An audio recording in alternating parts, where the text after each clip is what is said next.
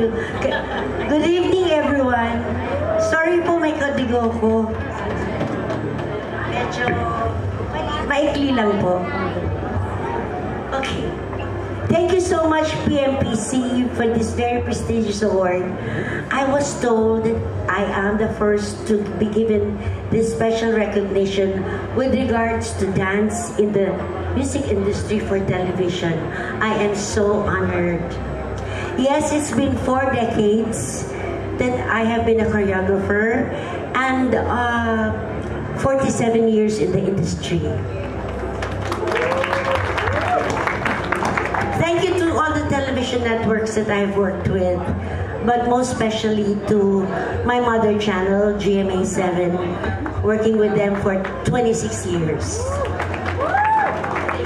Thank you to all the stars that I've worked with, like our late Nora Honor, my Kumari Vilma Santos, Diamond Star Maricel Soriano, Loveliness Alma Moreno, and of course to Marian Rivera, who even sang and danced to the song that I composed, Sabay Sabay Tayo, and that was a blockbuster. Thank you so much, Yan Yan. Thank you. And to my discoverer, Mr. Ramon Chuanying of Via Records and now Universal Records, and to the late Belgatan. To Kuya Germs, who never stopped believing in me. Yes, Kuya Germs, pareho na tayong soto. Ayos ba?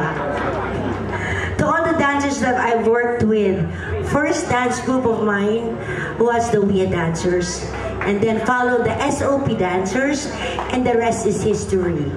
Yeah. To all the P-pop groups that I have created since 2010 up to the present, okay, and go P-pop, and let's keep the music keep on rising, the P-pop music keep on rising. To my television manager, Mr. Rams David of Artist Circle is there. Thank you so much for taking care of me. To Boss Vic and Ma'am Veronique Corpus, thank you for the trust, respect, and love all these 16 years working with you under Viva Artist Agency. And most importantly, to my children, my family, my son, Direct Miggy Tanchanco, and my daughter, Mayton Eugenio. Diyan ko po nakukuha ang aking lakas at kabataan po. Yun. And to all the upcoming good choreographers, ito po masasabi ko, and dancers, keep dreaming. Keep creating your own original choreography and share it to the world. I mean, create your own original choreography. Okay? You see, the truth is, dancers are the unsung heroes of this industry. They are always the first to come to the studio and the last to go home.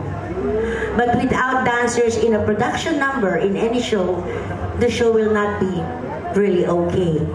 And it's the dancers, and behind it is the choreographer.